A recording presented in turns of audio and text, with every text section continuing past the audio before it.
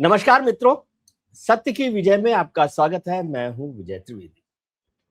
पत्रकारिता अभी चर्चा चल रही है कि हिंदी पत्रकारिता के 200 साल पूरे हो गए। उद्दंत मार्तंड जो पहला अखबार माना जाता है हिंदी का, उसके 200 साल पूरे हो रहे। अब देश भर में पत्रकारिता को लेकर और खासतौर से हिंदी पत्रकारिता को लेकर बात हो रही। बहुत सारे हमारे मित्र हैं जो ये सवाल भी खड़ा करते हैं कि भाई साहब ये क्यों बातें करते रहते हो आप, पत्रकारिता भी हो रही है कि नहीं हो रही। पत्रकारिता की जश्न मनाने के 200 साल तो ठीक है, लेकिन पत्रकारिता 200 साल बची है कि नहीं बची है 200 साल बाद, इस पर भी सवाल होना चाहिए। खैर वो सवाल भी वाजिब सवाल है, जायज सवाल है।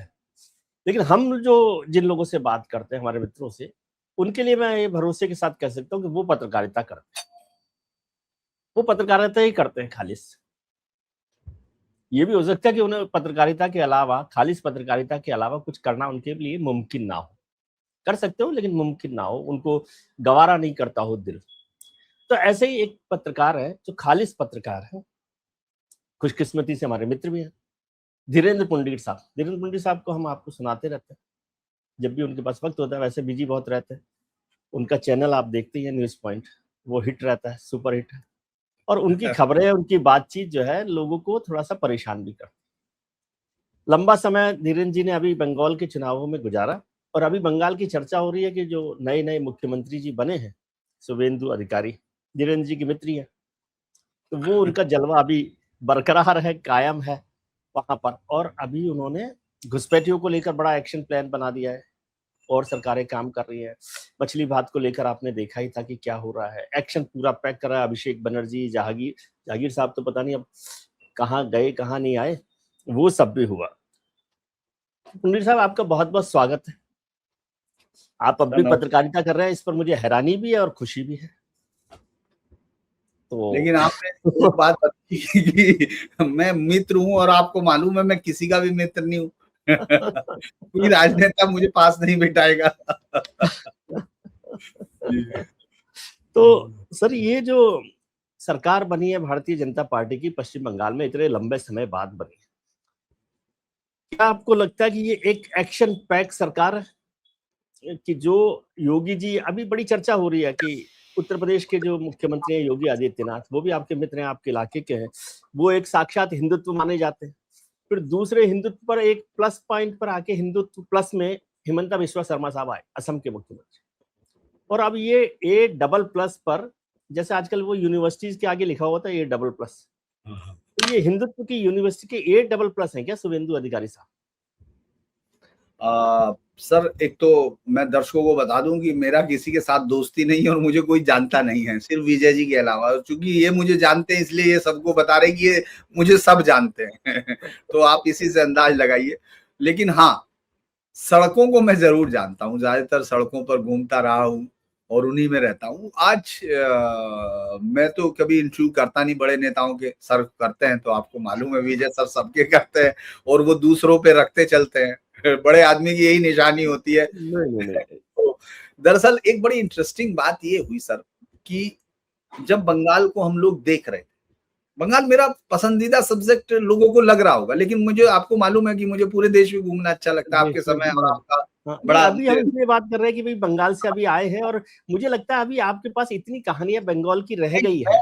ये वो कहानियां, ये सब कहानियां हैं जो मैं सिर्फ एक बार की उसमें लेके आता हूँ। सिर्फ एक बार में वहां जाके पहले ढूंढता हूँ कि कहानियां मेरे पास नहीं होती, कहानियां होनी चाहिए, कहानियां वहां होती है। हम लोग ये देखिए मैं सर, एक बात और कह दूं, माफ कीजिए, नहीं, आप ये डराना नहीं है, मैं डरा नहीं नहीं, रहा हूँ, ये डराना नहीं है। सबके आप जो कवर है। किताबें दिखाकर डरा रहे हैं, नहीं, दरअसल किताबें मैं हैं, इसलिए बता रहा तो हूँ कि जो लोगों जो को मैंने हमारे कहा को, दमदार तरीके से कि भाई धीरेन्द्र पुंडीर पत्रकार है, उनको भी शक होने लगेगा कि ये तो पढ़ भी रहे हैं। नहीं नहीं, तो मैं इसलिए बता रहा हूँ क्योंकि अभी मैंने एक दिन अपने मेरे सीनियर से सुना कि वो एक हाउस द डेमोक्रेसी ड्राई की बात कर रहे थे, तो मैं हंसने लगा कि ये किताबें 4-4 साल पहले छप चुकी है और तब भी राहुल गांधी हारा हुआ था, तब भी आपको डेमोक्रेसी ड्राई नहीं दिखी। अभी अचानक 4 साल बाद ऐसा क्या हुआ कि इस किताब का जिक्र, लिटमस की किताब है, वो करीबन मेरे विचार से 2022 उससे भी पहले की बाईस किताब है। बाईस तेईस में शायद वो आई थी, मैंने पढ़ी हाँ, है वो। मेरे पीछे, मतलब इसके के पीछे हो, तो उसी समय मैं पढ़ के समझ गया था कि जब कोई हारता है तो उसको सब वो कुछ उसको डाई उसके दिखने लिए लगे। अक्सर मैं कहता हूँ, किताब मैंने पढ़ी तो मैंने कहा कि मैं जब से 30-40 साल से, करीब करीब 30-32 साल से पार्लियामेंट कर रहा हूँ कवर, और विधानसभाएं कवर कर रहा हूँ, पॉलिटिक्स कवर कर रहा हूँ। तो यदि उसके हिसाब से देखें तो अब तक कम से कम कहें तो 10,000 बार लोकतंत्र की हत्या हो चुकी है, यदि आप संसद हर में हफ्ते रहेंगे। होती है हिंदुस्तान में, तो हर हफ्ते आपके शो में ही हो रही है। तो ये जो लोकतंत्र की हत्या होती है, और ये लोकतंत्र जो है कॉकरोच की तरह से है, मरता ही नहीं। इसका सर कट जाता है, ये 1 साल तक जिंदा रहता है और फिर एक बार उसकी पार्टी बन जाती है। दरअसल अब हम लोग आगे चले, दरअसल बंगाल में जिस तरह से हो रहा था तो हमको लग नहीं रहा था, क्योंकि सिस्टम पूरा का पूरा सिस्टम, मैं ये देख रहा था कि कहाँ से एंट्री होती है वहां माफिया सिस्टम की। मतलब हम लोग तो इंडिया में तो हम लोगों ने माफिया कल्चर को तभी देखा जब वो कोयला और उस सब के बीच में से आनी शुरू हुई, वरना हमारे लिए तो ये टर्म नहीं थी। लेकिन किसी पॉलिटिकल आइडिया में कैसे माफिया को इनकलकेट किया जा सकता है, वो वहीं दिखा मुझे। हमने बहुत रास्ते देखे हम लोगों ने सर, और आप तो जानते हैं, आपके सामने आपके सानिध्य में ही रहा, आपने देखा होगा कि क्राइम को कवर करते हुए सारे माफिया डॉन्स कवर किए, उनका मॉडल भी कवर किया। लेकिन किसी राजनीति को ऐसे मॉडल में कन्वर्ट किया जा सकता है, ये सिर्फ यहां देखा। जब हम लोग बातचीत कर रहे हैं, आज पहली बार, हार के बाद पहली बार निकल रहा है, ऐसा मैंने सुना है। मतलब कल उनका प्रचार का आया, अभिषेक पहली बार निकलेगा। अभी इतने दिन में तो आए नहीं। जिस अभिषेक के घर के बाहर 350 अधिकारी रखते थे, बेल्ट खुलवा लेता हो जो डीजी की, उसके अंदर एंट्री के लिए। आप ये सोच सकते हैं, जिंदगी में पुलिस की बेल्ट जो है, उसकी बेल्ट नहीं, धमकी भी देता है। आपके दोस्त बहुत सारे डीजी रहे हैं और सब, वो जब किसी उसको देते हैं जूनियर को धमकी, कहते बेल्ट उतरवा दूंगा तेरी, है ना। वर्दी तो हमारे जैसे लोग करते हैं। आपके दोस्त रहे और बहुत सारे लोगों को आपने डीजी बनाया, मत इस पर चर्चा कीजिए। अब मुझे नहीं बताइए, लेकिन ये जो कह रहे हैं ना कि लोग, हम लोग कहते हैं ना, जो दारू पी के पत्रकार कई बार पकड़े जाते हैं, आपको मालूम है कैसे पकड़े जाते हैं, फिर कहा जाता है कि वो सामने वाले पुलिस वाले को कहते तेरी वर्दी उतरवा लूंगा, याद है ना वो। लेकिन पुलिस वाले ऐसे नहीं कहते, वो कहते हैं बेल्ट उतरवा देंगे। बेल्ट उतरवा, पर वो बेल्ट उतार के उसके घर में घुसते हो, और वो आदमी, अब उसके घर के बाहर पुलिस, आपको पता क्यों लगाई गई है थोड़े दिन से, कि वो यूरिनल बना दिया लोगों ने, वो वहां आके उसके घर के बाहर करने लगे, जबकि पूरी बसों को वहां से रास्ता बदल दिया गया था कि यहां से नहीं जाएंगे। और जो आसपास रहते थे उनके कार्ड थे इशू, जैसे आपके घर के आसपास वाले लोग बता देते हैं के लोगों के, हाँ जी, उनके कार्ड थे, उनकी टाइमिंग थी। जैसे आपके पड़ोस वाले बता देते हैं किसी को अपने एड्रेस के बारे में, हम विजय जी के पास, घर के पास रहते हैं, ऐसे लोग वहां बताते थे उसका। कोई गलती नहीं करता ये। नहीं, मतलब मैं ये बता रहा हूं कि उनको ये लगता था। आप ये सोचिए कि फ्लैट वालों के कार्ड इशू थे, कार्ड, गाड़ी किस समय निकलेगी, ये इशू थे। मैं कोई कहानी, हाँ, मतलब ऐसा इसलिए लग रहा है कहानी, क्योंकि गए नहीं ना हम लोग वहां, ज्यादातर दिल्ली में बैठ के हमको सब दिखता है, तो दुनिया आंवले की तरह दिखती है, ऐसे करके बताते हैं। अच्छा, आप यूक्रेन के बारे में पूछ रहे हैं, ऐसे करके, अब यूक्रेन मारेगा रूस को, तो फिर हम कहते नहीं सर, हम तो ये पूछ रहे, तो फिर वो ऐसे करके बताने लगते, तो इसीलिए वहां उनको दिख नहीं पाता। छोटी चीज है ना भाई, कार्ड सर बहुत छोटी चीज है, मतलब आप ही बताइए, यूक्रेन के सामने छोटी चीज है कि नहीं, या राहुल गांधी के सामने भी छोटी चीज है। तो वो जो है उसका अब ये हालत हुई कि वो अब निकलेगा। क्या टाइम हो गया, 25 दिन हो चुके, 26 दिन, फैसला आए हुए। आपको अपने कार्यकर्ताओं के साथ बैठता, भाई हम लोगों ने इतने सारे नेताओं को हारते और जीतते हुए देखा है, जो एकदम हारने के तुरंत बाद आते हैं। आपने वो, मुझे आपका वो वाक्य याद है कि हम तो सिर्फ सीखते हैं, आपकी किताब है और वो सब है, हम हारते नहीं जीतते नहीं, बीजेपी ना हारती ना जीतती है, सीखती है। तो ऐसे नेताओं के साथ तो आप, हम लोगों ने देखा कि भाई मुलायम सिंह जब हारे उसके बाद आराम से निकल के आ गए। राजनाथ सिंह को एक पार्टी दी गई थी सत्ता में, वो जब हार के निकले बड़े आराम से मुस्कुरा के निकल लेगी, लो भाई तुम्हारे दाम। तो ऐसे नेता देखें, ये कौन से नेता है कि 22 दिन से घर में घुस के बैठ गए, 26 दिन से, और 7 लाख वोट से जीता। मुझे तो याद आ रहा है कि 2004 में जब वाजपेयी जी हारे दोपहर में, और जॉर्ज फर्नांडिस साहब ने पीएमओ के रेजिडेंस के बाहर आके बताया कि भाई हम लोग, ये हुआ, हार स्वीकार करते हैं ये। और उसके बाद थोड़ी देर बाद, घंटे भर, आधा घंटे बाद मुझे मैसेज मिला कि भाई वाजपेयी जी ने कहा कि ये जो पत्रकार मित्र लोग जो हमको रोजी करते हैं, उनके साथ चाय पीते। और हमने वो एक हारे हुए प्रधानमंत्री के साथ चाय भी पी उसी दिन, और बहुत आराम से, प्रेम से। हाँ, वही कह रहा कि क्योंकि वो राजनेता थे, मैं यही आपको मतलब हम लोग की बातचीत जो शुरू हुई, क्योंकि आपके साथ हमारा इतना हो रहता है कि बातचीत पे हम लोग इधर बाकी बातें दर्शकों को पता नहीं कैसी लगती होगी, लेकिन हम लोगों का आप ये सोचिए, माफिया नहीं थे। मैं इसीलिए कह रहा हूं कि माफिया को पहली बार वहां फील किया। हम लोग पीटे हैं भाई, कई बार थप्पड़ वप्पड़ लगी जाते हैं, उसमें कौन सी बात है। भीड़ भी मार देती है, वो भी कह देती है, नेता भी कर ही देता है, और हमको कई बार तो भागना ही पड़ा सामान उठा के। लेकिन ऐसा कभी नहीं हुआ कि आबादियों को अपनी जान बचाने के लिए, अपनी इज्जत बचाने के लिए रात के पैसे देने पड़ते हैं। संदेश खाली की कहानी उनको सुननी चाहिए कि रात में जो नंबर लगता था, उस नंबर को कटवाने के लिए उनके पति, उनके बेटे पैसे देते थे शाहजहां शेख को, कि आज रात हमारी बीवी या माँ या बेटी का नंबर नहीं आना चाहिए।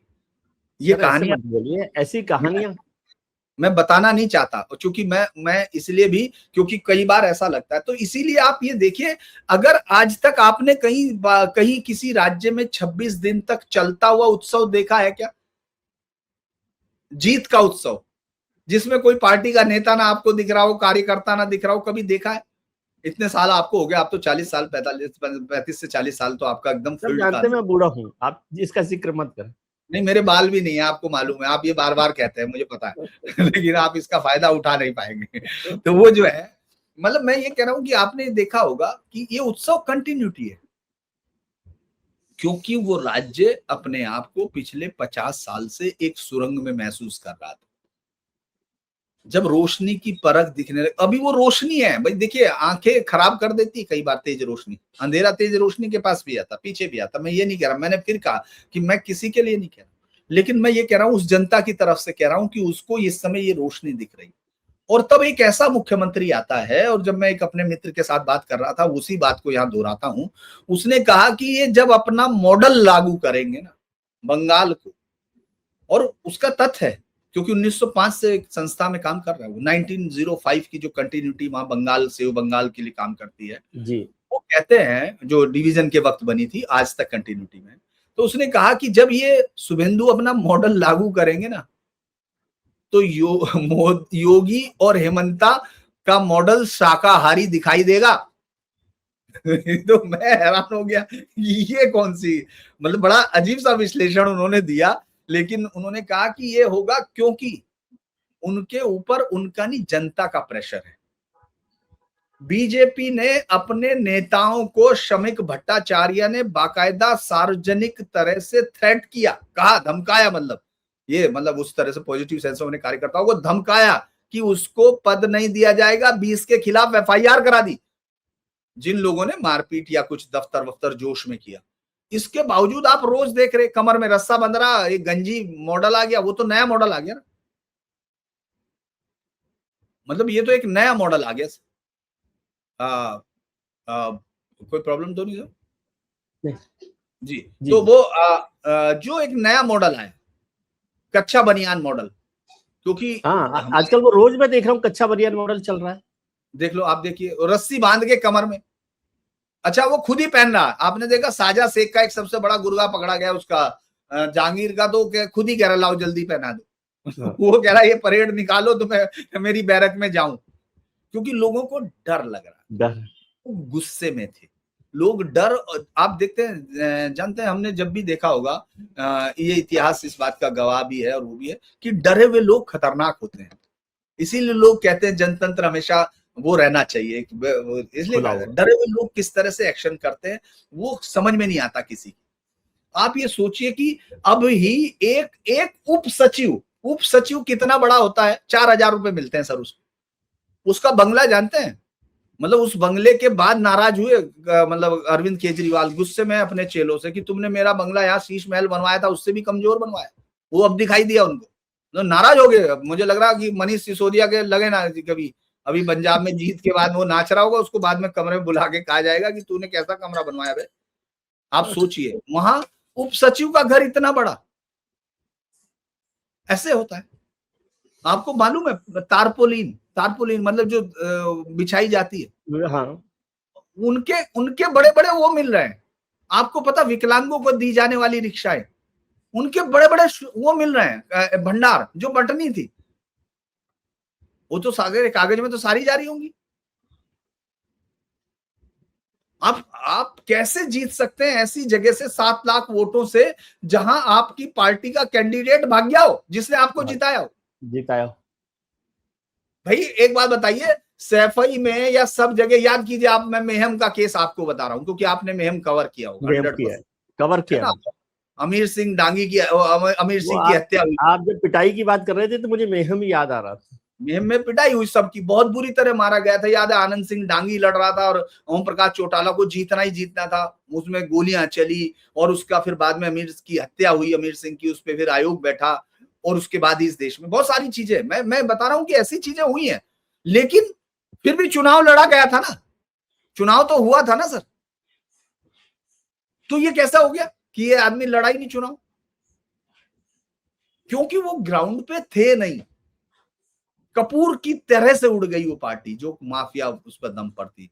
जो ममता बनर्जी पूरी दुनिया को कह रही है 2016 के बाद वो किसी भी चुनाव को वैलिड तरीके से नहीं जीती है, ये मैं कह रहा हूं। मुझे नहीं पता अब कौन क्या कहेगा, क्योंकि वो जो आएगा वो बैठ के उससे बात कर लेंगे। ममता जी तो कह रहे हैं कि ये चुनाव भी बेईमानी से जीता गया है, इसलिए हाँ, तो वो उन्होंने सब इस्तीफा। चुनाव के बारे में बता रही है अपने, क्योंकि आप ये सोच के देखिए दुनिया की निगाहें टिकी हुई थी इस चुनाव पे। और जो लोग रोज डेमोक्रेसी की डाई का, रोज जो इन्होंने की डाई बनी हुई है, जो रोज सुबह उठ के जिसमें से निकल के बाहर झांकते हैं, वो उनको ये समझ में नहीं आ रहा था कि जब सुप्रीम कोर्ट तेरी नहीं सुन रहा है, तेरा कोई नहीं सुन रहा है, तो तू यूएनओ में जा भाई। उन्होंने तो रवांडा, होटल रवांडा फिल्म देखी होगी, उस तरह की फिल्में देखें, शांति से रहे भाई। आप समझ नहीं आ रहा यार, आप क्या बात करते हो, आप बैठे हुए कहानी सुना रहे हो। आप जाओ ना वहां, जाके बैठो, बोलो जनता में, बताओ कितनी बार गए हो, कितनी बार अच्छा इनमें से एक पत्रकार संदेश खाली गया होगा, एक बताइए, जो आपके दो जिनके साथ आप लगातार इंटरव्यू ले रहे, मैं मतलब हम दोस्ती में ही बात कर रहे सर, एक आदमी बताइए संदेश खाली कोई, वो बता दे हसनाबाद से उतर के कैसे जाते हैं। वो यहाँ कहानी समझा रहे सर, वो उनको ज्ञान है, अब आप नहीं ये समझ, उधर। आप तो हर काम के लिए जमीन पर जाते हो, ऐसे थोड़ी होता है। हाँ, ये तो सही बात है ये तो आपके पास कोई और काम है नहीं, भाई, आपको जिसको केवल पढ़ना रिपोर्ट नहीं आता वही तो पढ़ना सीखेगा भाई जिसको आता है वो क्या सीखेगा? वो तो वो इसीलिए, दरअसल इसीलिए जब हम शुभेंदु की बात कर रहे हैं तो लोगों को उससे बहुत उम्मीदें थी। अब हम उस पर आते हैं। अब ये शुभेंदु तो जी पर आते हैं हम लोग कि हाँ, शुभेंदु जी मैं क्या। अब आपको ये बताता हूँ क्योंकि बहुत, अब आप ये सोचिए कि शुभेंदु ने सबसे पहला काम क्या किया था? जमीन दी थी पहले कैबिनेट।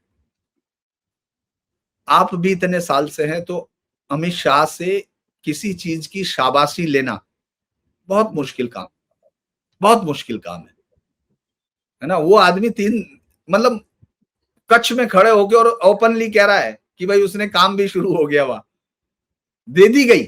और आपको मालूम है वहां लाइनें लगी हुई है कूच बिहार में, उसमें ये तो कभी समझ में नहीं आएगी, कभी दिखेगी नहीं उनको सावन के अंधों को। जानते हैं वहां लाइनें किस बात की लगी हुई है? लोग अपनी जमीन के कागज लेके लाइन में लगे हुए हैं कि हम देना चाहते हैं। ममता बनर्जी का टेक ये था कि लोग देना नहीं चाहते, लोग लोग देना वहां नहीं चाहते, इस वजह से तो इतने लंबे समय लड़ाई चली वो इतनी लंबी। और लोग वहां खड़े हुए हैं कि भाई ये ले लीजिए। 18 महीने का चिंगरी हाटा सिर्फ 24 घंटे का काम था सड़क पे। जो लोग कम से कम कोलकाता गए होंगे आंख के अंदर, वही देख लेते कि यार इस सड़क के ऊपर रखा जाना, 2 घंटे में ये काम हो जाएगा। रात को मांगा था, उसके लिए हाई कोर्ट गए, एक ने इस पे पीआईएल फाइल की थी, आपको मालूम है? इस पे सुप्रीम कोर्ट ने कहा ये क्या मजाक है यार, तो भी नहीं, उसने कह दिया नहीं चुनाव है। जानते हैं उस पर कितना काम हुआ, कितने घंटे ट्रैफिक रुका? रात को रुका और सैटरडे संडे को रुका, जानते हैं 120 घंटे टोटल। और जानते हैं उससे कितना हो गया? उससे वो पूरा 48 किलोमीटर से ज्यादा लंबा ट्रैक एक साथ क्लियर हो गया, एक साथ बन गया, खत्म, क्योंकि वही रुका हुआ था, उसने किया। अब दूसरा सबसे बड़ा काम था कि क्या हमने इतने लंबे समय में, रोज हमारे गृह मंत्री और देश के प्रधानमंत्री भी, गृह मंत्री भी सदन में चिल्लाते रहे। सिर्फ काज जायसवाल से शुरू हो गया था या उससे भी पहला शुरू हो गया होगा काम, मुझे याद नहीं। उससे पहले, हाँ उससे पहले तो ममता बनर्जी खुद ही फेंक चुकी थी, याद है? खुद ही उन्होंने किया था हाँ, इसे, है ना। और सब लोग बताते रहे इतने, लेकिन आज तक हमने जाते नहीं देखे, आते जरूर देखे थे कि ये आ रहे, ये आ रहे, ये आ रहे। जाती तो उधर से हमने गाय देखी थी, जो याद है वो लकड़ी का वो बना के, क्रेन बना के इधर से उधर फेंकते थे वो, है ना। लेकिन वहां हमने पहली बार जाते देखे। अच्छा, सबके हाथ में वो है, क्या नाम, आधार कार्ड है, हाँ सबके हाथ में, कार्ड जो है ये, सारे, हाँ सब, आइडेंटिफिकेशन के जितने पॉइंट्स है सब है।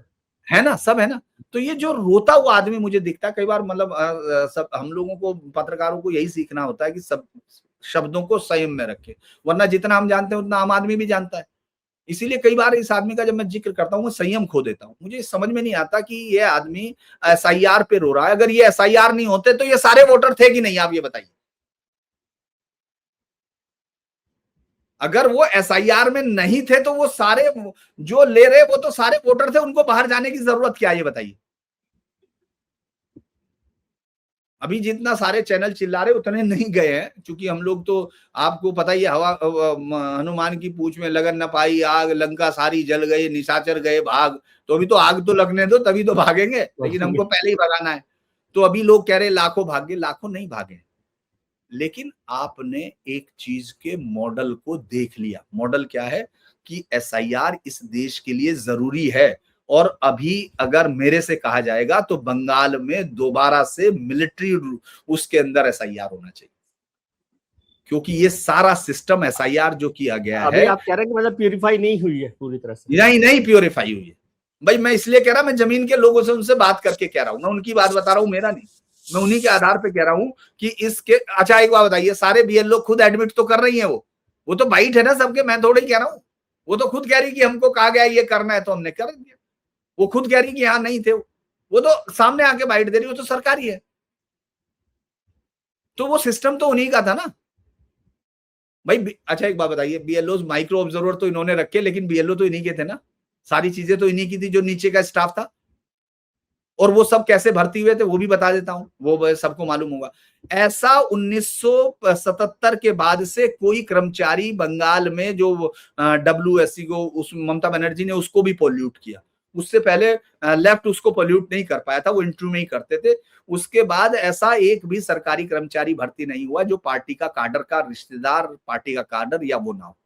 इस देश में 50 साल से एक राज्य में इसी तरह से लोकतांत्रिक व्यवस्था बनी, तो सारे लोग तो उनके थे। तो ये तो अरुण कमल जी की, आपको भी याद है, सारा लोहा उन लोगों का अपनी केवल धार। तो इनके पास तो सिर्फ धार थी, इनके पास तो सिर्फ वोटर थे जो वोट देना चाह रहे थे। तो इसीलिए सबसे पहला आप देखिए, शुभेंदु के ये फैसला लेते ही भागे, भागते हुए हमने पहली बार देखा। ये तो मानेंगे कि पहली बार देखा, इस तरह से लाइन में लग के बाहर भाग रहे। उस दिन एसआईआर की घोषणा हुई थी तब देखा था, या हुआ था, तो एसआईआर से ही भागे ना। एसआईआर के बाद शुभेंदु से भागे, क्योंकि शुभेंदु एसआईआर से आया। उसके बाद फिर क्या होता है, उसके बाद आप देखिए शुभेंदु ये कहते हैं कि भाई यहाँ सड़क पे नमाज नहीं पढ़ी जाएगी। नहीं, लेकिन एक एसआईआर पर मुझे एक चीज और समझाइए कि जो अभी लोग जा रहे हैं, क्या ये कोई रास्ता है कि इससे आप घुसपैठियों को बाहर निकाल देंगे? 10-5 हजार लोग, 20 हजार लोग जा सकते होंगे ज्यादा से ज्यादा, हाँ, है ना? ज्यादा से ज्यादा। दूसरा जो हिमंता जी ने कहा था भाई पुशबैक पॉलिसी के तहत करेंगे, पुशबैक जो स्कीम, तो क्या ऐसा हो सकता है? यस, कैसे होगा ये काम? मतलब कहने के लिए अभी तो क्यों शुभेंदु जी आए हैं तो दिखाने के लिए कैमरा पर भी दिखा दो कि 10-5 हजार लोग जा रहे हैं, लेकिन क्या बंगाल में जितना घुसपैठी है वो ऐसे निकल सकते हैं? देखिए, लेकिन आपके दोस्त तो मानते नहीं वहां घुसपैठी है, और आप कह रहे हैं वहां। तो ये मतलब आप शाम को इसका मतलब दूसरा शो नहीं करेंगे, आज छुट्टी पे हैं। मैं ये मान रहा हूँ। तो देखिए, दरअसल एक चीज तो ये है कि पहले तो कोई भी चीज प्रतीकात्मक होती है। एक बात, अगर आपके घर में कोई पाइप फट जाता है, मैं आपसे एक जनरल सवाल पूछ रहा हूं, तो आप सबसे पहले पाइप बंद करते हैं, ना कि फर्श के पानी को हटाने लगते हैं, या करते हैं ऐसा? भाभी जी नाराज हो जाएंगी, भगा देंगी कि भाई तुम रहने दो। तो उसी तरह से जनता नाराज हो जाएगी अगर आप फर्श साफ कर रहे हो। ये जितने लोग थे ये नाटक करते थे कि हम काम कर रहे हैं, हम फर्श साफ कर रहे हैं। ममता बनर्जी कागज फेंक रही थी, ये सब कर रही थी, वो फर्श साफ कर रही थी। पहला काम होता है, जब ये वापस जाते हुए दिख रहे हैं ना विजय जी, तो ये सबसे पहला काम पता क्या कर रहे हैं? ये पूरे बांग्लादेश में एक मैसेज क्रिएट कर, मैसेज, वो तो खैर है ही, मैसेज के लिए है आना नहीं है, नहीं मतलब ये वहां जा रहे, ये नहीं है सवाल। सवाल है पहले आपने ब्लॉक किया, पहले आपने उस फनल को रोक दिया जहां से चैनल से पानी आ रहा था। अब पानी हटाना है, तो पानी रोकना बड़ी चीज थी या पानी हटाना, पहले बताइए। पहले पानी रोकेंगे तो सही ना। पहले पानी रुकेगा, तो ये जो वापसी है ये पानी रोक रही है, ये मैसेज है। दूसरा क्या है कि मेरा ये मानना, मैं इसमें किसी की वो नहीं बता रहा, ना मैंने किसी उससे ली, मेरा ये मानना है कि हम लोग बांग्लादेश के साथ जल्द ही फिजिकली एक कॉम्बैट में होंगे, 100% होंगे। अच्छा। क्योंकि मुझे मैं ये नहीं कह रहा भाई, मैं कोई एक्सपर्ट नहीं हूं सर, आपके पास ज्यादा है, लेकिन मैं सिर्फ इतना बता रहा हूं। मैं इसलिए कह रहा हूं क्योंकि बांग्लादेश के अंदर जो वो देश है वो बेसिकली मैनियक कंट्री है।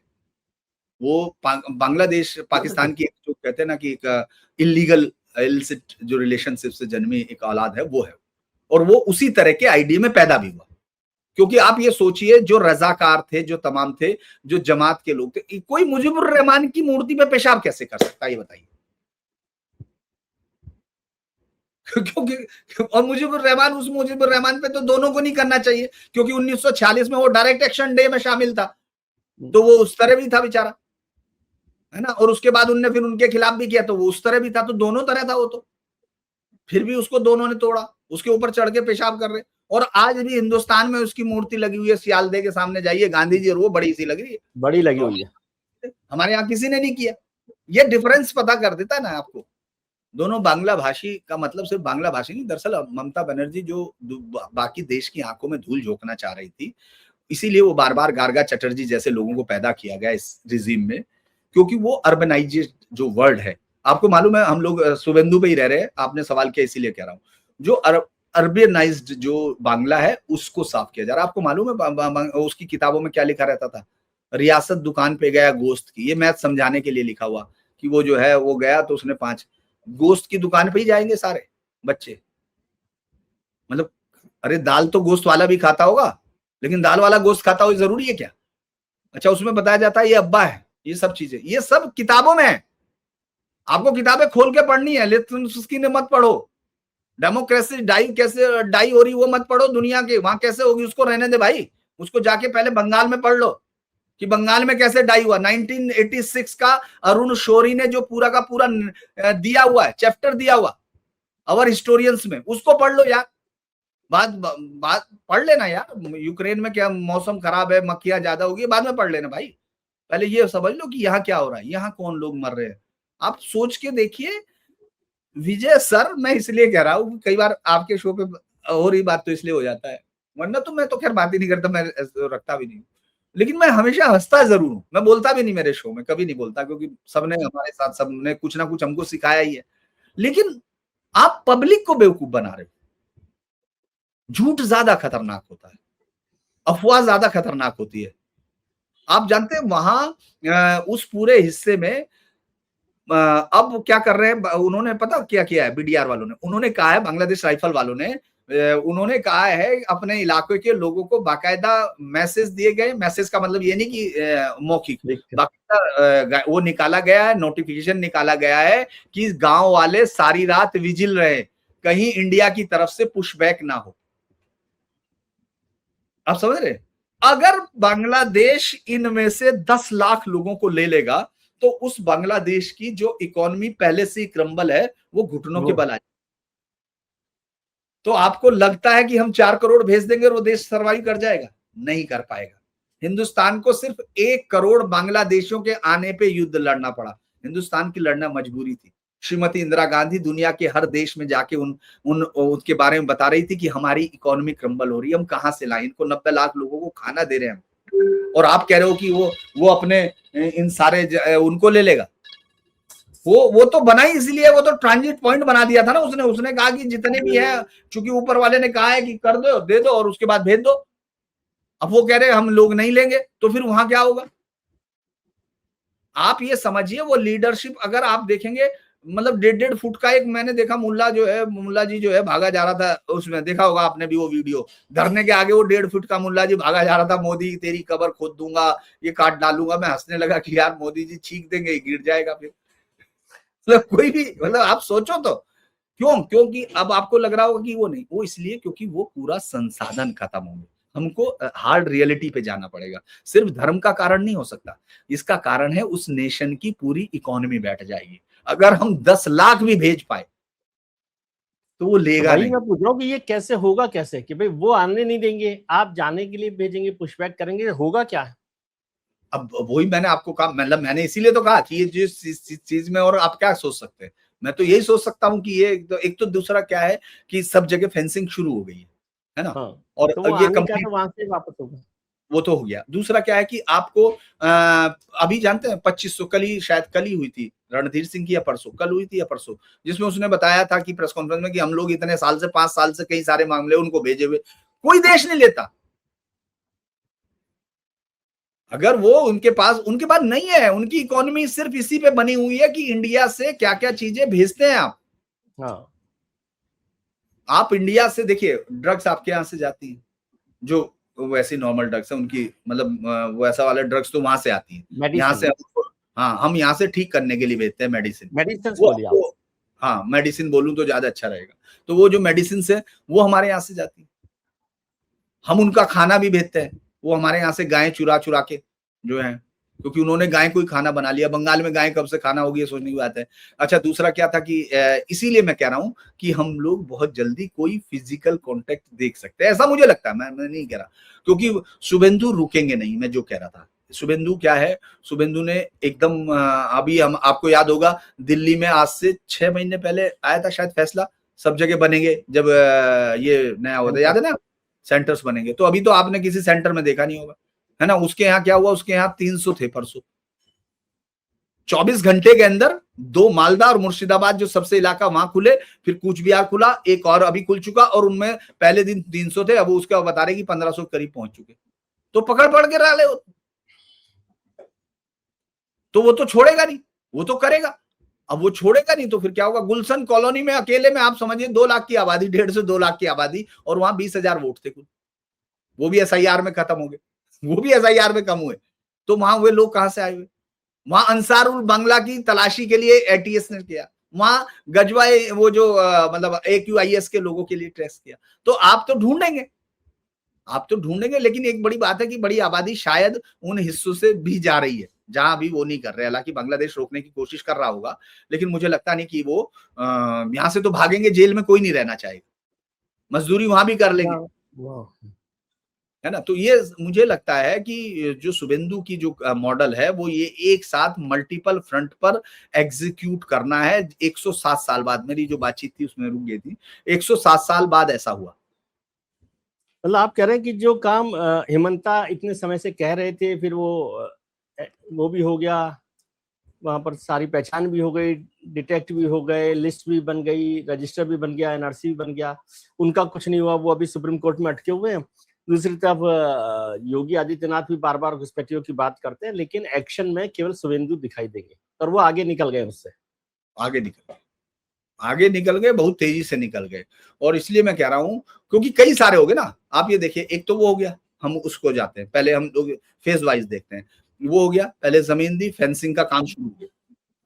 ऐसा कभी हुआ है, पहले जमीन दी जाती है, फोटो खींचते हैं, फिर सेक्रेटरी आते हैं, फिर मीटिंगें होती हैं, फिर होता है, फिर चाय पी जाती है, फिर नोट बनते हैं, फिर नोट अगली बार जाते हैं, फिर उन पे सैंक्शन होते हैं, फिर नीचे से बाबू शुरू करता है वो जो लिखना डायरेक्टर से नीचे की भाई नोट बना है, अब फिर उस पर काम शुरू, फिर वो टेंडर निकाले जाएंगे, फला जगह से तार नोट आएगी। में भी पहले ये लिखा जा सकता कि क्या क्या ऑब्जेक्शंस हो सकते हैं इसमें। हाँ वो सब चीजें लिखी जाएंगी, है ना।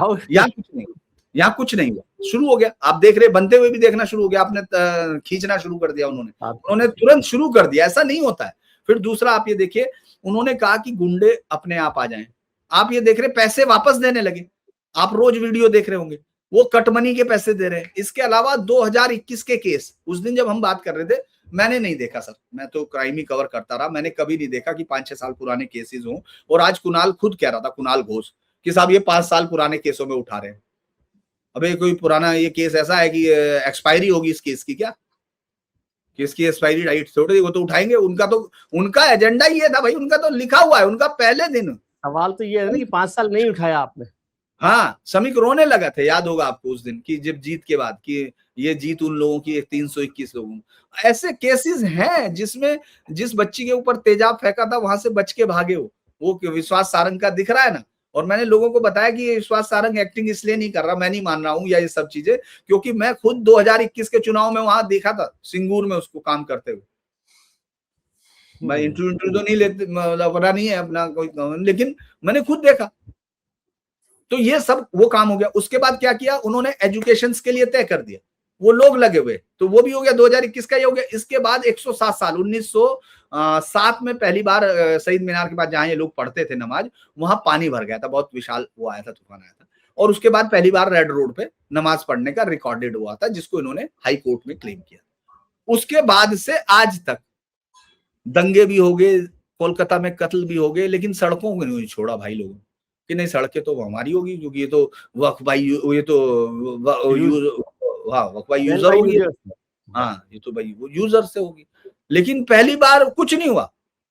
एक दिन तोसिया में पत्थर बजा के अगले उस पे खुद ही पड़ने लगे, जाके लाइनों में इंतजार कर रहे। अच्छा, आपने देखा तिरंगा लहराते हुए खूब मजे में, मैं ये नहीं कह रहा कि भाई वो नहीं लहराते, ये गलत ना समझा जाए, लेकिन मैं ये कह रहा हूं कि दिख नहीं रहा था ना आपको, है ना, वो दिख नहीं रहा था। वो सब ब्रिगेड मैदान में लाइन से पड़ी ना, सबने कहा। और सबसे बड़ी पहली आवाज इस देश में 1967 के बाद, मेरे विचार से मैं 1967 अगर सन सही बोल रहा हूँ, स्वामी करपात्री जी महाराज के बाद पहली बार हम लोगों ने बंगाल से सुनी, कौन कह रहे, मौलाना कह रहे साहब इसको राष्ट्रीय पशु घोषित करो।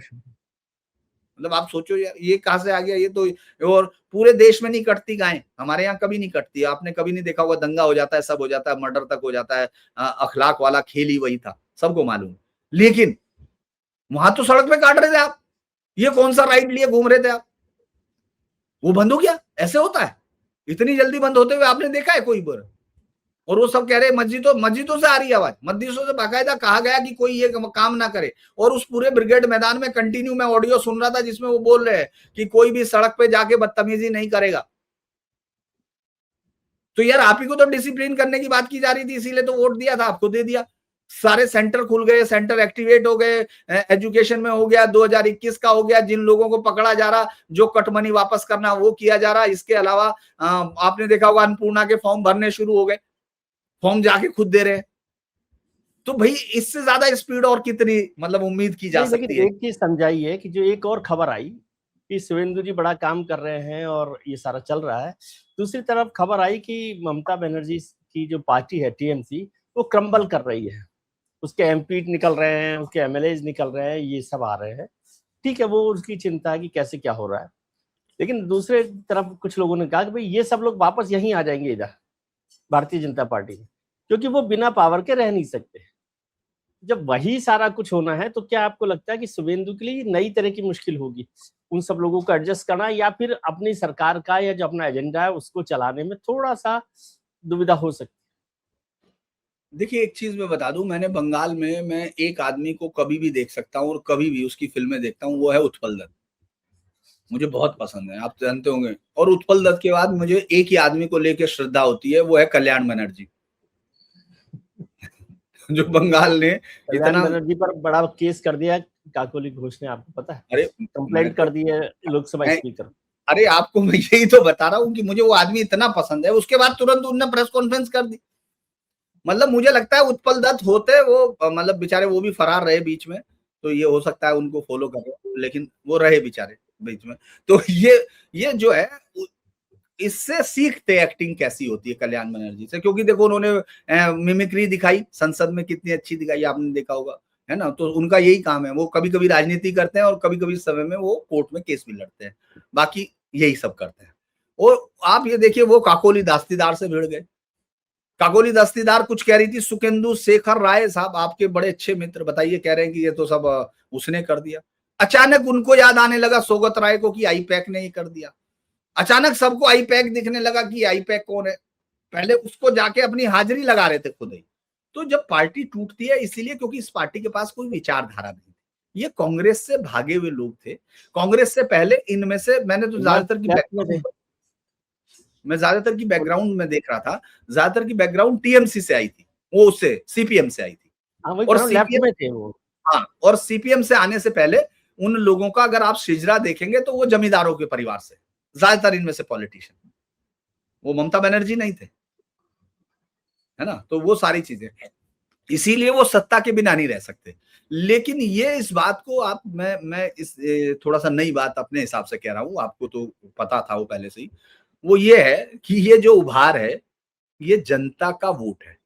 बहुत रेयर इस तरह से जनता इमोशनल कार्ड पे वोट करती है, बहुत रेयर चीजों में। ऐसा हमने जब श्रीमती इंदिरा गांधी गई थी कम होता है। इतना ज्यादा इमोशनल कार्ड है कि बीजेपी के नेताओं की हिम्मत नहीं हो पा रही। समीक भट्टाचार्य ने एक बयान दिया कि गुड टीएमसी, बैड टीएमसी। मतलब उसने, वो भी बाहर पढ़ते हैं, उनको अच्छा पता है, गुड तालिबान बैड तालिबान उन्होंने सुना था, तो उन्होंने कहा ये मैं भी बोलूंगा। आप वो जानते हैं उनका कार्यकर्ताओं ने घुस भर दिया। ये क्लैरिटी है आज तक। अच्छा एक बात बताइए, किसी पार्टी किसी प्रदेश में आपने सुना है कि ये करेगी, पार्टी ने एंट्री बैन की हुई है, ये सुना है कहीं कि किसी बाहर के एंट्री बैन होगी तब खुलेगी, ये सब होगा? ऐसा नहीं हुआ ना। बंगाल में हुआ। बंगाल में नीचे तक कोई आदमी किसी को नहीं ले सकता। इसीलिए लोग जो है शुभेंदु को इसलिए चुन रहे हैं। आप देखो शुभेंदु ने कुछ नहीं किया, बकरीद के दिन वो सीधा उठा, इस्कॉन के मंदिर मायापुर पे चले गए, जो हेडक्वार्टर है, गायों की सेवा की, अपना आ गए। मैसेज हो गया मल्टीपल। और इस देश की तो बात मैं बता दूं, आपके किसी भी दोस्त ने ये कभी नहीं बताया होगा कि भाई ये शादीशुदा नहीं है। वो तो सब जानते हैं। आप देश की ये समझिए कि कितनी बड़ी तरह से राजनीति होती है कि जब वो जीत गया, मुख्यमंत्री बन गया, उसके चौथे दिन पूरे देश को ये बताया जा रहा है कि साहब वो तो शादी नहीं किया हुआ। हम लोग इस तरह से बंगाल को जानते हैं। बस इतना समझ लीजिए कि हम उनके बारे में इतना ही जानते हैं। ये जो चेंज है, ये चेंज बंगाल के ग्रास रूट का चेंज है। और अगर बीजेपी इसमें जरा सी भी लैग करती, तो फिर बीजेपी को वहां ढूंढना भारी होगा, आपको मालूम है। क्योंकि बंगाल की फितरत है, कांग्रेस आज तक ढूंढ नहीं पाई अपने आप को। वहां दो लाए वो ऊंचे पजामे वाले राहुल गांधी, उनके साथ फोटो खिंचवा रहे थे, याद होगा आपको। वो बड़ा खुश हो गए कि उनसे कांग्रेस के विधायक मिले। मैंने सोचा बहुत सारे ये कहां से जीते होंगे, तो मैंने फोटो देखा, अच्छा मैंने कहा दो ही आए। वो लिखा उन्होंने बेचारे ने ऐसा ही था, संदीप सिंह, वो क्या नाम है वो बेचारा, वो लिख रहा था, या खेड़ा साहब बता रहे होंगे कि इस तरह से वो भीड़ को भी गिन रहे थे। अच्छा फोटो भीड़ का खींच के पीछे आगे दो लगा दिए, तो आदमी तो यही सोचेगा कि ये जीते कहां से, चुनाव कहां हुआ था वो। तो इसीलिए कांग्रेस जब गई तो फिर वापस नहीं लौटी। मुख्य विपक्षी पार्टी के तौर पर उन लोगों ने अपने आप को समझौता कर लिया था। सीपीएम गई तो फिर कभी दिखाई नहीं दी। आज की डेट में वो सड़क पर उतरने की कोशिश कर रहे, लेकिन in a ground situations there are only single वो, है ना। और मैं अक्सर पहले बोलता था कि यहाँ का एक रिकॉर्ड रहा है, जो मुख्य विपक्षी पार्टी बनी वो सत्ता में जरूर आती है, और जो सत्ता से बाहर चली जाती है फिर वो विपक्ष में भी नहीं आती, वो आती नहीं है कहीं। तो मुझे लगता है कि इसीलिए बीजेपी इस बात के इतिहास को कम से कम फूक फूक के, और मैंने तो जिस तरह उनका चुनाव प्रचार देखा है इस बार, आपने इस बार एक भी, आप बता दीजिए भूपेंद्र यादव जी को आपने कितनी चिट्ठी लिखी होंगी, भाई हमारे इंटरव्यू तो किसी ने दिया क्या? किसी को नहीं दिया, कोई भी किसी नेशनल चैनल में। और पिछली बार कैलाश विजयवर्गीय जी को बीच में बुलाने आते थे कि साहब आपके खाने का समय शुरू हो गया, खाना तो खा लो, वो करा नहीं, दो और है ना, ये दो लोग और बैठे, रोज का काम उनका हुआ करता। तो बीजेपी ने बहुत मतलब पूरी कैंपेन जिस तरह चलाई है, मुझे लगता है वो ये कोशिश करेंगे। लेकिन देखिए आएंगे तो लोग हैं, क्योंकि राजनीति तो पेशा है, लेकिन मुझे नहीं लगता कि वो इतना करेंगे। क्योंकि सौगत राय को आपने देखा ना, कल अंडे मिले उनको, सड़क पे अंडे मिल गए होंगे, चोर लोगों चोर, ने विरोध प्रदर्शन किया बड़ा। और सिर्फ कोई निकल थोड़ी रहा है वहां, सिर्फ एक आदमी निकलता दिखता है, वो भी अंदर वो है, वो विधानसभा के अंदर घूमता हुआ कुणाल घोष। अच्छा वो क्या कह देता, बाहर आके कह देता है यार मुझे तो ममता जी ने भी मारा था, तो मैं तो तुम्हारा ही साथी हूँ, क्योंकि उसको तो ममता जी ने भी अंदर भिजवाया था, तो इसीलिए वो दोनों तरफ खेल रहा है।